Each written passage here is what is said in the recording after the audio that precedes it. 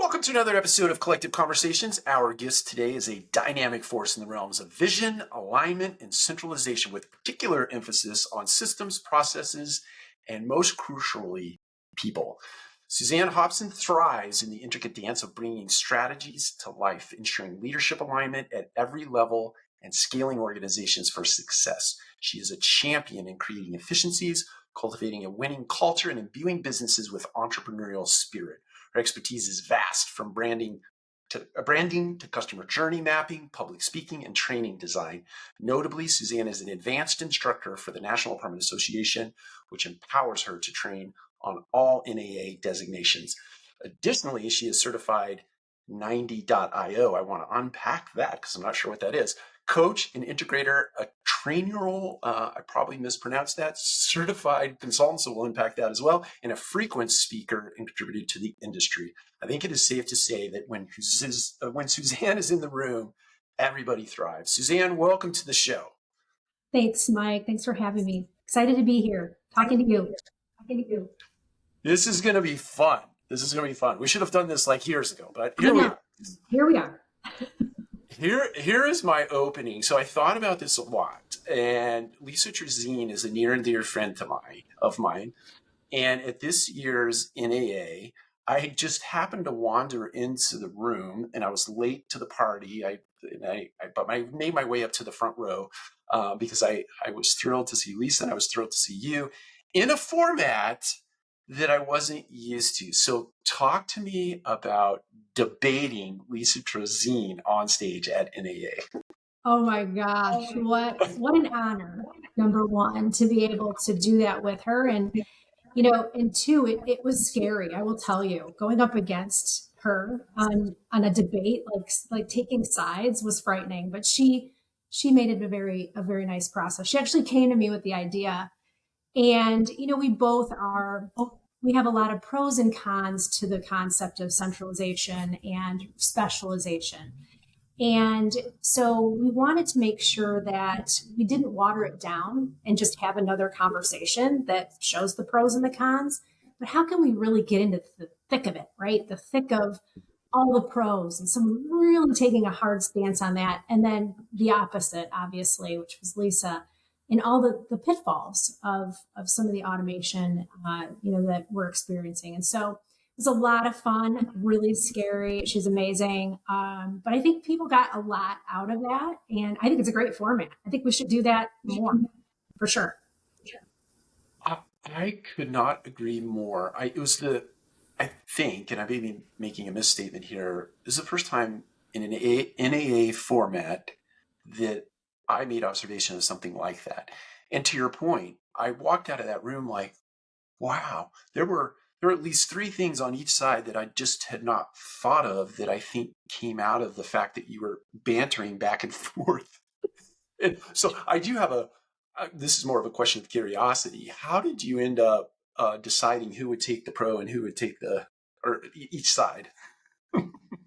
Well, I think, the way we've both been speaking about it already, and really, her advocacy for the customer experience, as well as my own on the internal customer side, thinking about how our employees are utilizing automation to save time, create efficiencies, provide better product. And from her side, really just, are we still examining that customer experience? Are they getting what they need and what they want truly?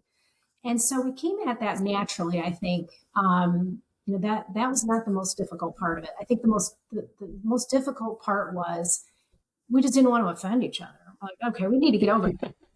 We're in this together. And so we've had a lot of great conversations since, just about how much fun it is. So she is, I will just say, she is one of the, I don't know if wit is the right word, but I think it fits, but just off the cuff, tip of tongue, top of mind, skilled kind of navigator of conversations that I've ever kind of communicated with. I think she's just very smart. I agree. And she says what she thinks, which, I think is very refreshing. And I'm not saying people are out there, not saying what they think, but she has a way of getting to that point very quickly and you trust what she says, that it comes from not only, an inside heartfelt feeling, but the data's there. So you trust it. That's right. Yeah, she Yeah. brings data to the fight for sure. So, speaking of challenging or difficult, you used that word just a second ago. You've opened your own company here to elevate. Vision, people, and execute are kind of your three primary words that you use in your marketing, or at least that's the story I'm telling myself from based on the things that I've read. All three of those things in my head could be difficult, could be challenging. Yeah. Which one would you say is the most pronounced in terms of a challenge or difficult when you're actually advising somebody or consulting somebody, whether it be an organization or an individual? It's interesting. I think that probably the biggest stuck that people have is in the execution. Mhm. I think people in its own complexities, it's challenging, but I think it's also the most rewarding. So to me, that's probably not the most difficult part of it. But the execution, I think, is. And I think that's where people in most organizations get stuck. The vision, we can get the clarity there. You can hear it. It resonates. It's in the marketing. It's in the branding. People are speaking the language. You've got the right people in the right seats, and then somehow it falls off. And you can't get the stuff done and across the finish line. And so, where is that? Where are those breakdowns? And so that's, I think, probably the most difficult, most challenging, but the most rewarding, because there are solutions to every problem. So What would you say? So, if execution is the biggest challenge, what is it about that particular topic or that particular behavior that you're trying to install in an organization? Where do people get tripped up, or where do organizations get tripped up as it relates to that? one of my favorite topics, which is process. I really think that when you're examining what doesn't happen between point B and point C, is a lack of clarity of process, or there's a missing step, or not everybody's doing it the correct way, the best way. It's not documented. It's not repeatable. It's not measurable. All these things play into it not getting across the finish line. And so, yeah, I think that that's sort of the breaking apart or the peeling back the layers of the onion when looking at what the real issue is. And it's not often what we think it is. So, I have to acknowledge that you are an influencer. I bought this book because you posted about it. Yes, I so to the point, and oh, by the way, would you endorse this book? I haven't read the entire thing yet. totally. Totally. It's in my, Excellent. my background along with a bunch of others that the same authors have written. So totally a fan. Yeah. Okay, awesome. We're gonna put a little comma there because we're gonna come back to books later. Um, so the as it relates to process, is it fair to say that at the core of that or at the heart of that is discipline, in that sometimes things are not repeatable because people don't like routine. Is that fair to say? It is very fair to say. And it's one of the human conditions, right? And Hmm. so, I think when we look at people's buy in or their ownership level of, do they own it? Do they believe in it? Are they going to follow through with it? Often that's a negotiation with self. It's also a negotiation with team members, right? But making sure that people are on the same playing field with that, I think is really critical, because sometimes what will happen is someone's really bought into a process, they're following it at property A, and then you walk onto property B and it's not being followed. And so consistently as an organization, you're not able to, produce everything that you could with that, collaborative and cumulative action being in unison and being a disciplined process. So I think when looking at it, yes, discipline's a huge part of it, and you've got to be bought into that. That's got to be one of your mantras. That's important. Otherwise, and again, that's a leadership quality too, right? So that's got to come from the top. And from your supervisors, you've got to walk that and talk that. Otherwise, human condition, we'll find a different way. So true. Yeah. It brings to mind Jocko Willink says discipline equals freedom. And Yes. Yes. yeah, I think Good if old people Jocko. can wrap their minds around that, yeah, it's really true. Mhm. It's really, really true. Okay, so this is another thing I was thinking about prior to getting on today. I read something that you posted on LinkedIn that had, hopefully I butcher this word. So everything is figure outable, figure outable. I I want to smush that together with critical thinking and what I think is a deficit in the business world today in the area of critical thinking. There's not enough of it. Can you tell me what you think about figure outable as it relates to a deficit in critical thinking in the business world today? For sure. This has been coming up and things I think you can probably relate to this, Mike, when you're really focused on a thought or concept, it's like it comes at you from everywhere. You start to see it in in everything that you're engaging in. People start speaking that. They've probably always been speaking that, but you're just in tune to it. And so I think this is a big one for us right now of people getting stuck. And this isn't a new concept, but when we're stuck in an issue that we feel that we can't solve, one of the things that is really essential in getting unstuck is looking at it as a solvable puzzle piece instead of, a problem, right? That has, negative connotation, not always a pathway to an answer. And when you look at things in terms of puzzles, it also helps just the whole orientation of how you approach the problem.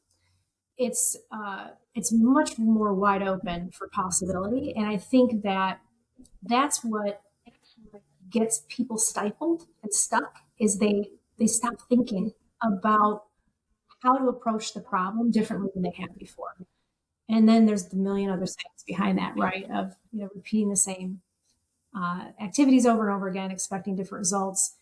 It's all part of that. And I think that fresh look in and saying, oh, this is a problem that we have to deal with, but it's a puzzle. And that means that there are different ways of looking at this to make it work.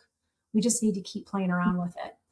And our people enjoy that too. And there's a whole nother part of, psychology and how you approach problems that is freeing, and you will get to solutions faster if you're looking at them as a game.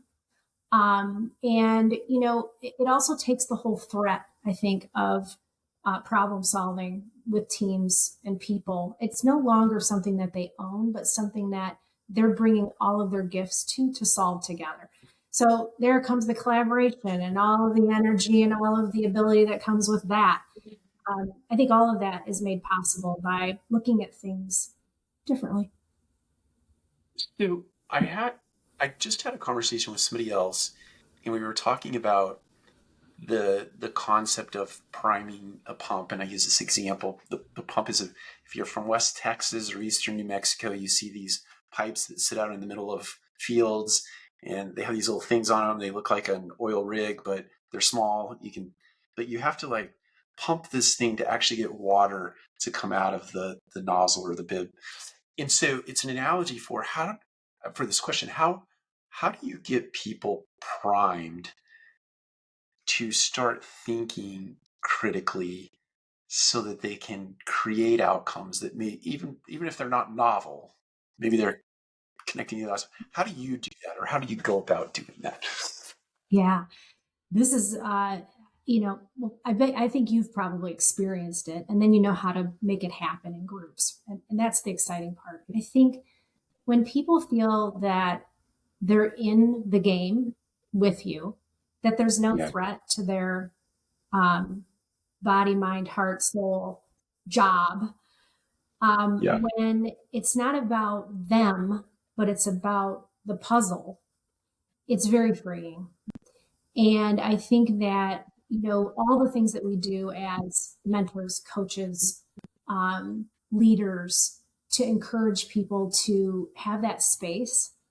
And we can go into that in a second, but I think that that's really, really important. I've seen people over my career and had the privilege of being able to watch people just blossom because people gave them the runway. They gave them the room to ask stupid questions. And I know some of this is like elementary, but think about it. You know, if you really spent the time on all the stupid questions that you think are stupid and you've never asked, how much you could actually solve in that amount of time. It's not because they're stupid. It's because we hold back and we don't get them out into the playing field. So yeah, I mean, I think that that's a way of helping to prime people so that they can be unleashed and use their best stuff. I love this. You gave me an incredible segue to FEAR. Yes. Right? Yeah. That's what I heard you say in all those words is fear. And people listen, I sat in a boardroom just yesterday with our CEO talking about, doesn't matter what the topic is. I've been in the business for 30 years. 30 years. I've seen lots of things. Sitting in that room with a little butterfly in my stomach, right, or chest, or wherever you describe that feeling, thinking, if I say that, it could yield this. Should I say that, right? So, and it was fear. Yeah. Talk to us about fear. It's so real. And you give a great example. I had a situation just today where I had to present to a client, and I'm in a different role now. This isn't anything about how I've been able to approach getting stuff done in the past. This is more a negotiation, right? And one of the things that I went into this meeting with was, well, I haven't done this. I haven't done this in a really long time, or I haven't done this exact thing. And so how is this going to affect, how this is going to come across? And I had to talk to myself about that fear. And, I do this all the time, and it's a discipline for me to work through that quickly. But it's always about weighing the outcome, right? If I hold back, what could that mean? And I think, someone gave me this lesson a long time ago, many, many moons ago. It was one of my mentors, and he said, it's stingy when you hold back what you are thinking. I want you to feel like you are doing a horrible disservice to yourself and to your team every time you don't say what's on your mind. And if you have to apologize afterwards, because maybe it came out a certain way that people didn't hear because you were offensive or whatever, you apologize, but you don't not speak because that's stingy. And so that stuck with me. That was like over 20 years ago. And that stuck with me over time. It was a selfishness, a self-preservation, a self-protectant that we utilize that holds us back from making big leaps and changes or small changes that could be big things that could help others. So, yeah. Wow. If you don't have your notebook out, get your notebook out now, not you. Suzanne. I have my notebook though. Anyone watching, write that down. It's stingy when you hold back. I could not agree more. I think you cheat yourself out of doing the rep to overcome the fear, and you cheat the other person out of the opportunity to respond. You can't just automatically assume that it's going to be met with, right, difficulty or negativity or any of that. Owners do not like to be surprised. They do not. And They do not. on that basis, get over your fear. Yeah. Yes. They want you to punch them in the nose with all of the information that you have, whether it's right, wrong, or indifferent. And to your point, if it comes out messy, you can apologize later. But okay, I feel like there's a little bit of a theme in this, and maybe not. Maybe I'm trying to connect a dot that doesn't really connect. But I was having lunch with Tira Samuels the other day, and we were talking about imposter syndrome. Yeah. And I'd love to hear your thoughts on imposter syndrome, because in my head, there's a little bit of fear baked into imposter syndrome, but it's a fun topic. I want to hear your thoughts about that.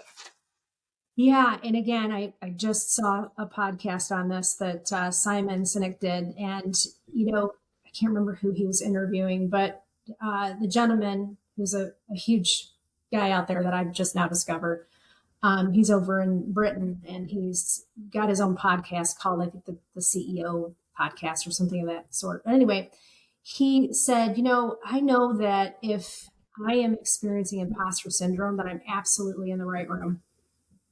I am in the right Whoa. room, that I need to be in that room because that's where I'm actually going to manifest into something different or better than where I'm at right now. If I don't feel uncomfortable, then I'm in the wrong room. And, I was thinking to myself, well, okay, so how much of that stress could I take like ongoing? I was in the like that kind of pressure cooker all the time. But we all know what that feels like. Oh, well, I shouldn't be here. Or this guy next to me is so much smarter than me and he's speaking now. And you're thinking about all this while they're talking. You're not even listening to what they're saying because you're just thinking about how am I going to sound intelligent next to this person? And you're next to this person. You have to sort of be reminded that you're in the room and you're in the room for a reason. So right there, it's a different playing field and you should take credit for that and know that you're in the room for the right reasons. So I think it's just the opposite. I think we've messed around with that verbiage and saying that, it's an imposter syndrome. It's more of just getting comfortable with being in the right room and being uncomfortable. I wow. There's another nugget you should write down. It I like that being in it's you're not growing, right, if you're not stretching or being stretched, and if you're in rooms where you're completely comfortable all the time and you're not challenged or stretched in any way, shape, or form, you are really in the wrong room. And you just need to go to that room where you're going to be stretched and you're going to feel uncomfortable. It's the only way to grow, really. So love imposter syndrome for all of you out there. Okay, so I this I told you before we hit record, my brain goes all over the place. So I participated in Vistage when I lived in St. Louis, Missouri for like almost 2 years before I moved. And I saw, I think it was on your LinkedIn, that you are part of a Vistage group or you lead a Vistage group. So talk to me about, I love Vistage, love it. I was a VP at the time and then VP reporting to president of the company. So he was in one group and I was in the other group, and it's sort of this bridge. But anyway, you talk to me about Vistage. Yeah, I'm so glad you brought it up. It's one of the things that I think has been the most pivotal impact on me in the last 2 years has been being part of Vistage. And so I was a member of Vistage. I'm now going through the Chair Academy to lead my own group, which I'm really excited about. So wish me luck that I can get through that with flying colors and build my own group. I'm super excited about it. Um, but one of the things that I had the opportunity to do was to sit in the room with 18 other CEOs. And I was not a CEO. I was what they called the hired gun, right? So I was the president coming in, I wasn't owning my own business. So some of the issues that I had were different, but not so much. I think you probably can relate to this, Mike, that one of the biggest insights of that group was everybody's dealing with the same stuff. And even if you have, 100 million in revenue or 2 million in revenue or $500,000 in revenue, you're dealing with people, you're dealing with clarity of vision, you're dealing with execution, you're dealing with all these things that everybody's dealing with. And what's great about that group, and peer groups like it, we have several in the multifamily industry, which are Tara's building one of them right as we speak, which is already getting a lot of traction. But what's great about that is you get a chance to bring your issues in and it's completely confidential. There's, you're not supposed to disclose anything. You're showing your P&L, you're showing everything. And people give you really honest feedback about maybe some blind spots. And the best thing, and I'll leave it at that and let you talk about Vistage if you want to, because I could talk about it all day. But one of the other I think the most popular thing about it is the issue processing, which is also part of the operating framework that I have adopted in my business. And issue processing is one of the number one functions that you do as a group. And that's really where you get to the heart of what is got you stuck. And I've found that using that discipline in teamwork, in meetings, in my family, we use it here too. We do issue processing. I don't know if they know exactly what I'm doing, but I think it helps a lot to get to the real issue. So yeah, I think that's one of the biggest advantages, and it's a neat organization for sure. Yeah, I will. I mean, you and I could probably talk all afternoon about Vistage. I think to your sort of innate in your lead point is you are not on an island by yourself. Yeah. And Yeah. when you walk into that room and you take your stripes off and you're just a human being dealing with human beings and real issues and having a place to process all of that, to use your word, is I could not, there's, whether it's that group or some other group, get in a group because Totally. it just helps. Yeah, get in a group and you know where you can really let it all out, because honestly, when you're a leader of teams, it can be very lonely. You can't share your issues with your team because you're there as the example, and maybe some of that stuff is sensitive information too that you can't share right at the time. Um, it's just very helpful to have a peer group that you can go to in that way. And I don't want this to sound discouraging, but sometimes the issue is you, and Totally. it's helpful. Totally. It's helpful. Yes. Yes. Oh, big time. And yeah, I mean, I can't tell you how much feedback I got that it was just so powerful. And it was, I mean, some really good stuff with that, you know, my teammates didn't want to say to me, or I don't know, were afraid, fear. Isn't it incredible? And look, I think I get it. It's a deep seated human, I guess, characteristic that you're just fearful, right? It's amygdala. Yep. You know, way back in the day, we were fighting for life every single second of the day, trying to stay away from getting eaten ourselves or trying to find food to keep ourselves alive. But today it plays out in a way that is not very productive for you as a human being. And I guess the punchline point I'm trying to get to is that I find it hard to believe that people can't, no matter how hard you try to set the stage for them to make it psychologically safe, or one little shift in the tone of your voice can shut an entire group down if you have the right title, right? And you don't intend to do it, but it just happens. And it's hard. It's hard to get people to get over that. It is. Speaking of that, there was something else that came to mind that you put out. Is it commitment, not equipment, or equipment, not commitment? Tell me what the right way to say that. And then it's like this thing of getting over fear is kind of like get the right commitment or right equipment. Anyway. Yeah. Okay. So let me share this. This is a goodie. This is again from someone way back. I was at a treadmill, and I was getting all ready into my next round of getting in shape, which is never ending.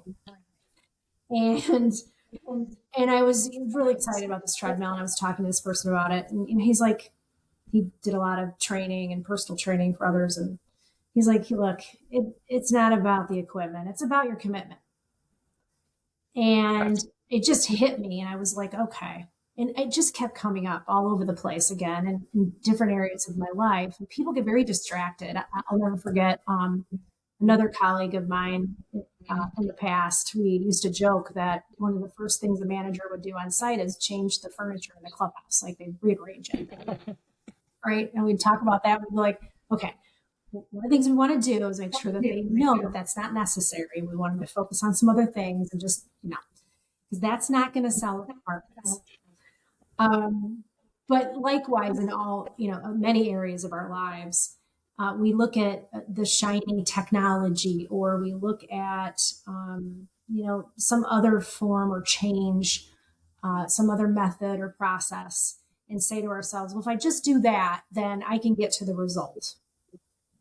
And like we said earlier on in the conversation, it's the execution part, and it's the commitment and the discipline to follow through uh, on that is going to bear result, or will come to fruition, the results that you're trying to achieve. And so it can be really distracting. I've heard you talk a lot about this, Mike, and I talk about it all the time as well. I mean, a lot of this is I've learned just because I've made all these mistakes.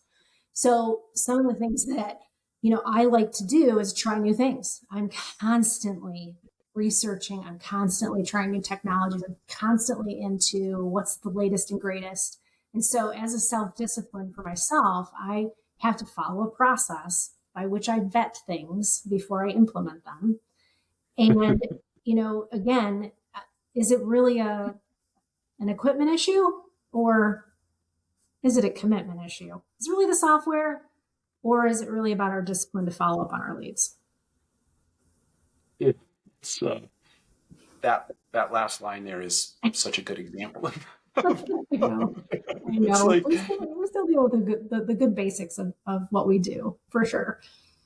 yeah, I think you and I have been in this business long enough that I'll speak for myself. I went through phases where this new thing or this new process or it's going to solve all of our problems, and inevitably you come back around to, as long as the flowers are planted really well, the sign is clean, the entryway is presentable, all these sort of unconscious decision points that a consumer would go through, as long as all of that stuff is good, the rest of it kind of takes care of itself, and you don't really have to have all of this shiny stuff that you think is going to make it better or more efficient or so on and so forth.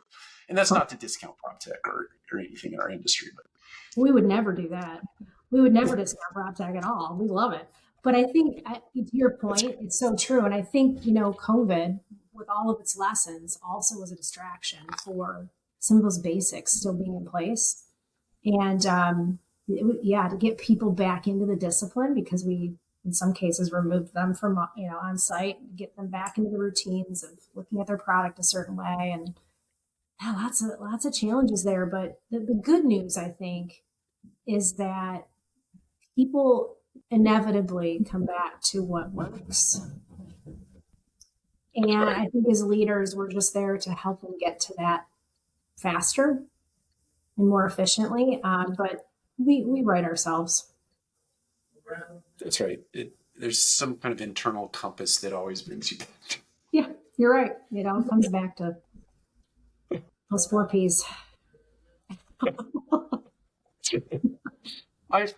You made a remark that made me think about, it was collecting ideas and then putting those ideas through a process. But I'm interested in the process, but I'm more interested in when you're out trying to do ideation or curating things to bring together and create ideas out of them that you can make application of. What are you reading? What are you looking at? What are you researching? I'm always curious how people do that for themselves.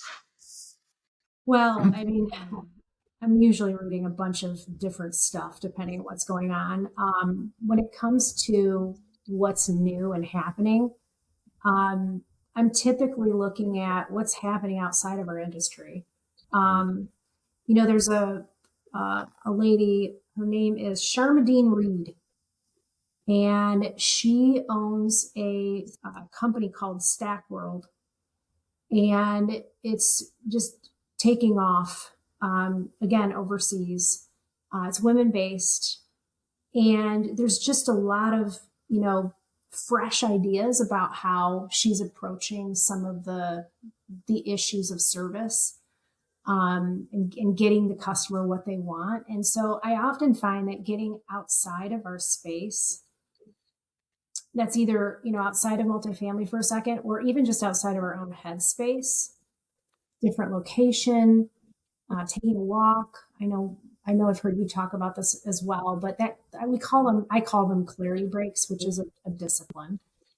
And, we need those to be able to look at the problem differently than we did, maybe going in. The puzzle, appears differently when we do things like that. So I've got a lot of, just online resources that I use. And, the other person in my life that's really great at taking on big problems is my 9-year-old daughter. She has a way of looking at things too that is very simple. And, sometimes I make things too complicated. And so, simplifying something, getting to the real root of what it is I'm trying to accomplish.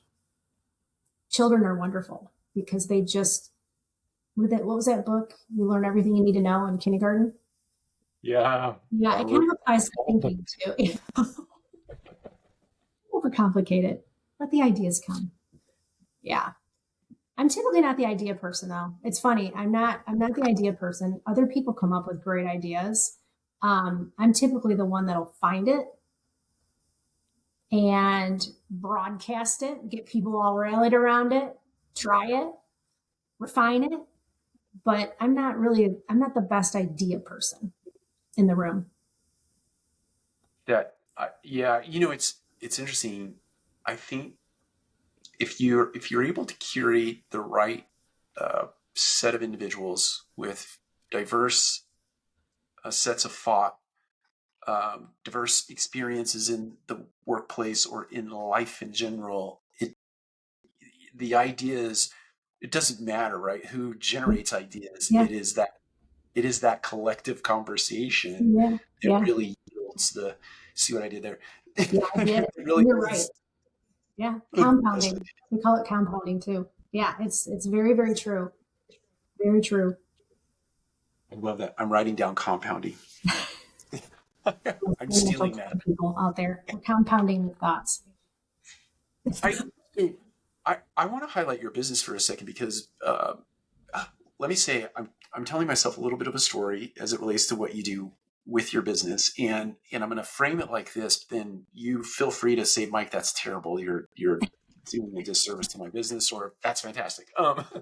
But so I'll use myself as an example. I catch myself many times getting so involved in the business that I forget to work on the business. And your business comes across to me as the on the business mechanism that I could go to, right? Hey, Suzanne, I'm in the business again. Help me get out and help me see it from 100,000 feet or 75,000 feet. Is that a fair sort of frame of your business, or even one part of your business? Yeah, no, I think you did a great job. So thanks, Mike. Appreciate that. Yeah, there's really two parts to it. One is focused on the visionary, and there's a concept out there, and there's a lot of concepts. You got Lencioni, you've got EOS, Entrepreneurial Operating System, 90, which is, they call it the operating framework. They all follow some basic principles to this, which is if you're trying to scale your business as a visionary, there's this point in time that occurs where you no longer can get those clarity breaks. You can't think about how you want to take your business to the next level because you are inundated with the work in the business. You've lost that perspective, and it's okay because if you're starting your own business or you're in those beginning stages, maybe you have a couple of leadership team members, but you're just starting out. That's okay. You're going to sit in a couple of different seats. That's normal. But when you look at catapulting to the next level, it requires looking at your business differently. And it's the time when the visionary or the owner, the CEO, the leader of the team says, okay, I do the best work in these two quadrants of the work itself. Big ideas, big relationships, whatever those things are. It could be sales oriented, depending on the business. But I need to spend most of my time, 80% of my time, in those quadrants to catapult the business. And so all the other stuff has to still get done. Typically, someone that is into the big ideas, into pushing, the entrepreneur. They are not into some of the very important structural work. And while they recognize that, they totally know that it's absolutely important and essential to the business succeeding. Their best efforts are not spent there. And so they need someone to come in and do that part. And that's like the second in command. That's the COO. That's the whatever you want to call them.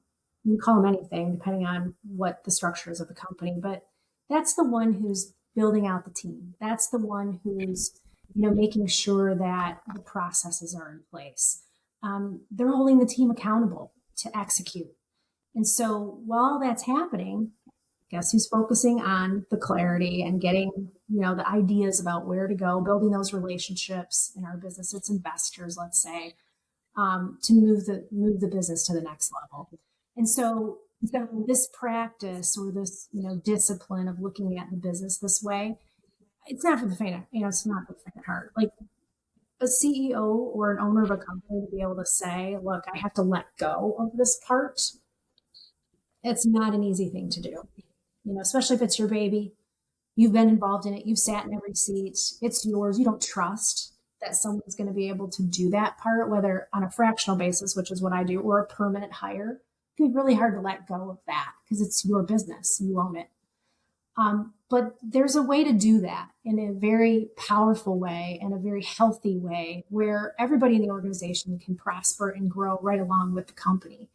And there's lots of examples of it out there. So that's really what the company that that I have started does. And there's other companies out there that do this.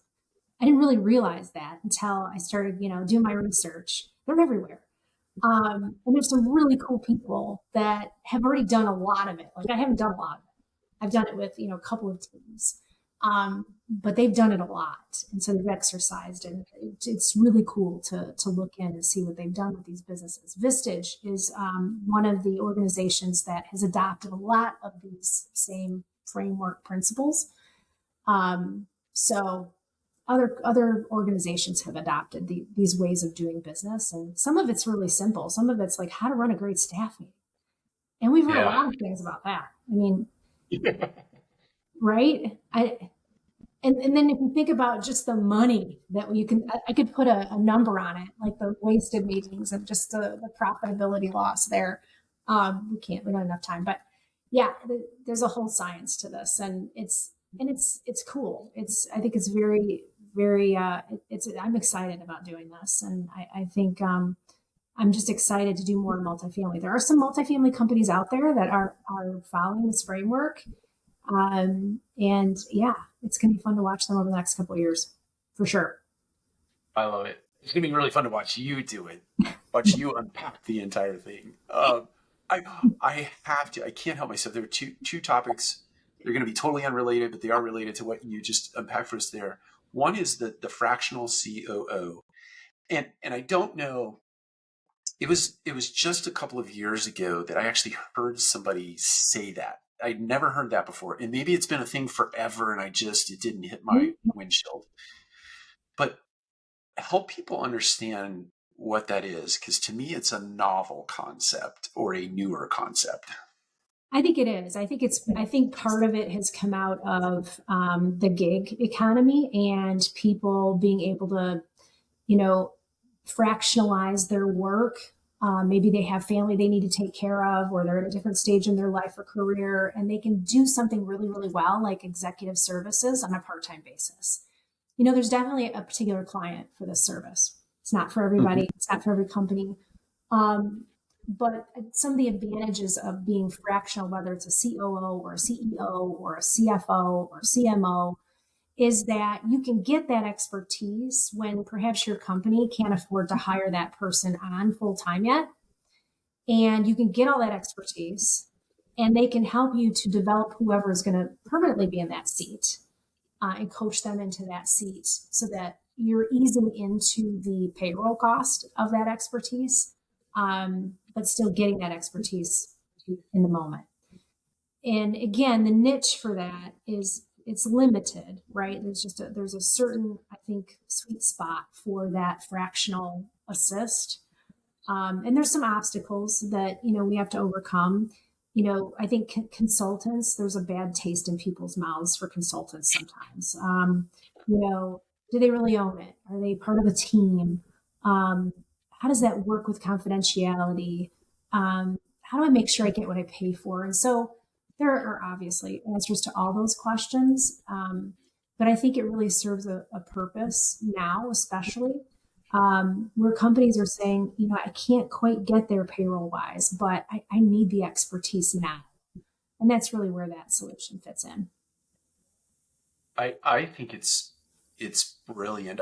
I've obviously had questions about, like, if somebody is a fractional COO, in my head, there are only so many fractions before you get to, so, it's like, okay, well, are you serving 10 companies or one company? And because I might want you on Point. demand, like, how do I get you? It's a And all great, those it's a things. great point. And it's a whole nother show on my business plan moving forward. But I think that, you can only handle so much business. So the way that I view it is if I were going to be fully immersed in the day-to-day operations with, a company, it would be at the very least 20 hours a week. You can do a lot for companies that are, at that 500,000 to 2 million in revenue, net revenue, where you could do 4 to 8 hours a week assist, where you're running the meetings, you're having the one-on-ones, you're making the big decisions, you're meeting with your visionary, your owner. There's a whole market for that as well. But then as one person, to your point, you can only handle so much. So what you're seeing now is fractionals that have become very successful at this, and they're opening up their own fractional companies. And so they have a whole, know, bandwidth and panel of people that they can source out depending on the needs of that client. And that's really the next iteration of, being able to provide service at this level. And the real why behind it came from that question, Mike, which was, how can I do this on a larger scale? How can I make the impact that I've seen happen in one company or two companies and make it happen several simultaneously? And so that's the beauty of it, I think, is, the why is, let's make a difference. Let's make a difference in the world and elevate people to the next level of where they want to go. And what a better way than to do that in several organizations and, not just one. Yeah, I like that.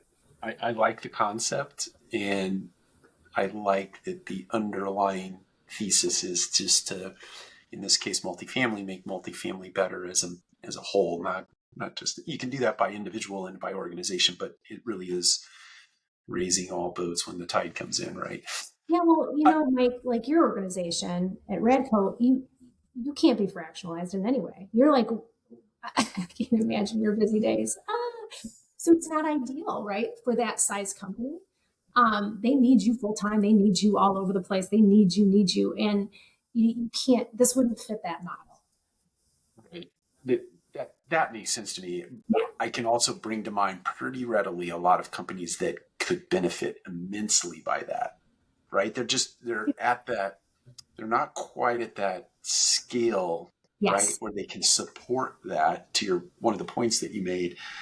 And it would be hugely beneficial to have that intellect in the organization, or that expertise, however you want to frame that, and pay a little less for it, because you're dedicated more, or you're buying fewer hours to get it done. But I can't move away from this topic before I ask you this question about accountability. I am on a mission. I believe in my heart of hearts that people, um, in large part, don't understand the word accountability, or they don't understand the behaviors that are associated with the word accountability.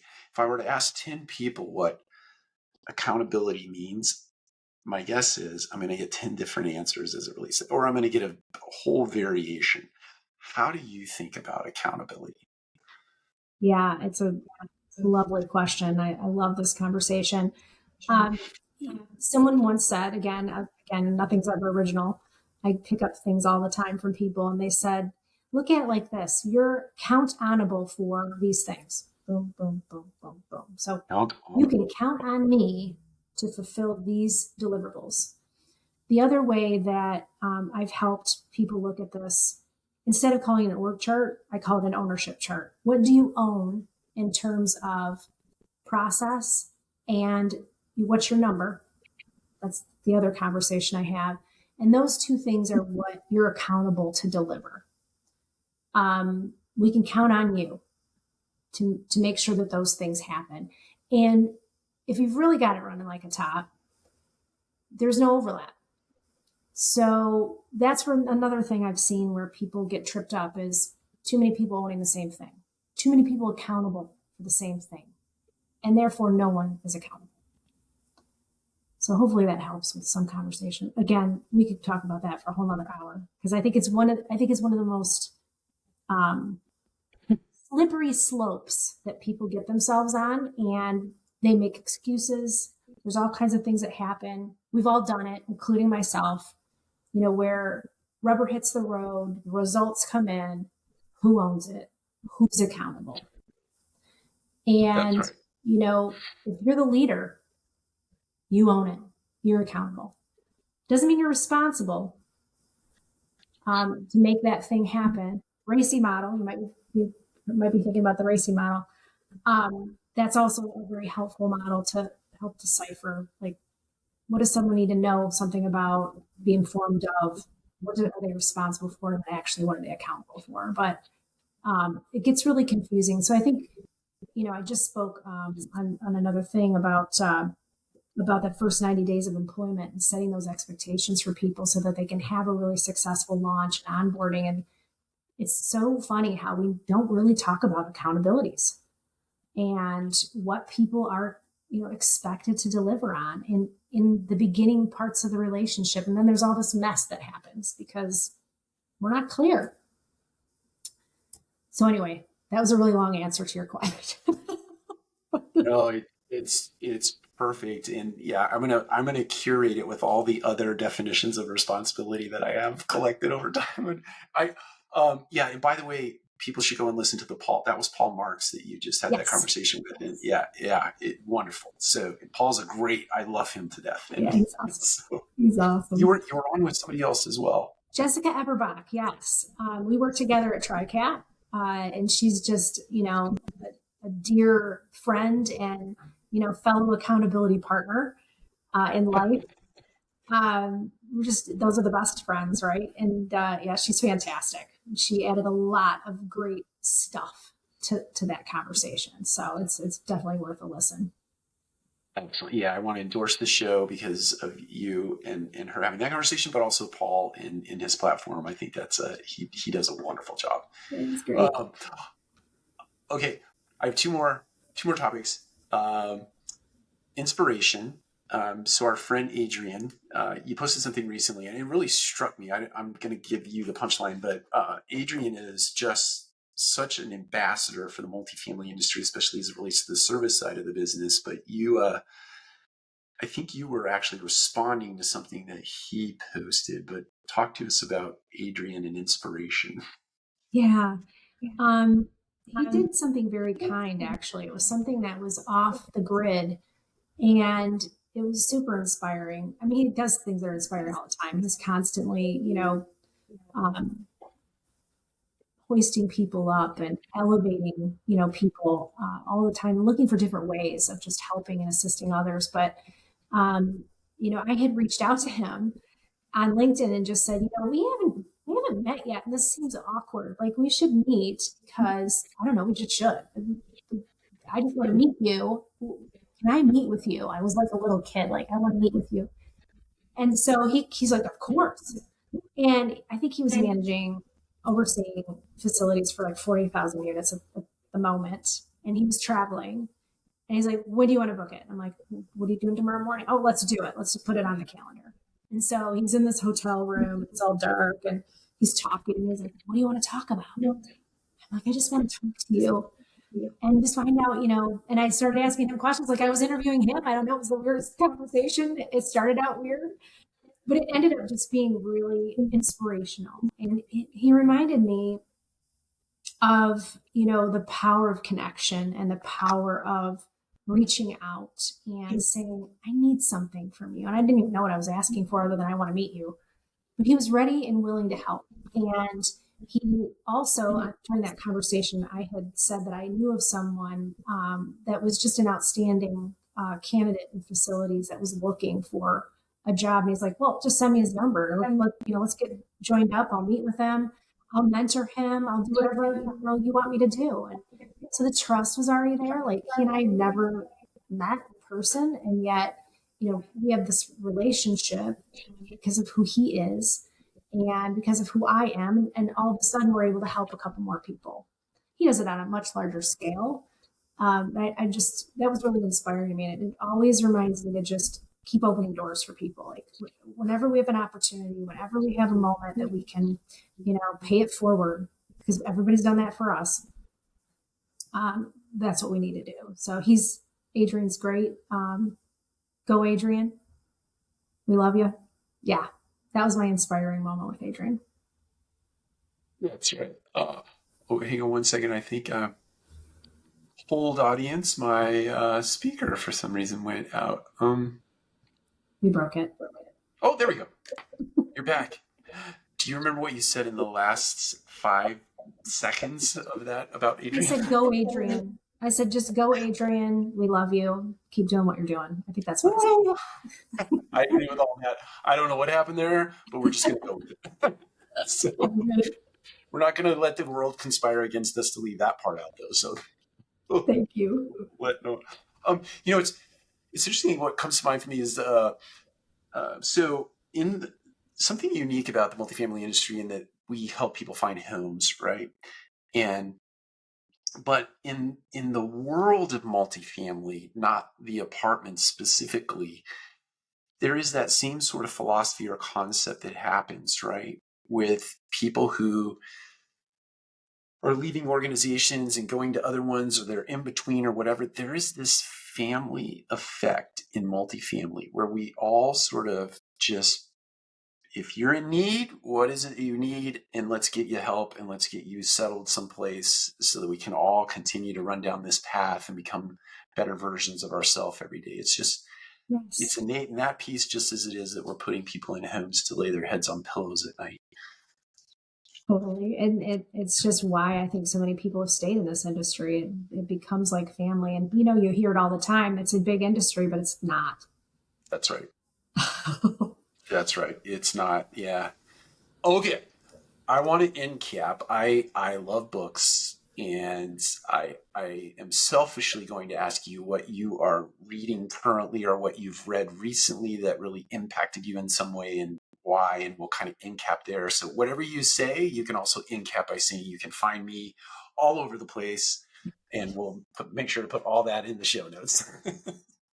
Yeah, well, I got a couple. So okay. I just, got re-immersed in the first 90 days because I just have it. It's a staple. It's up here. It's ready to go.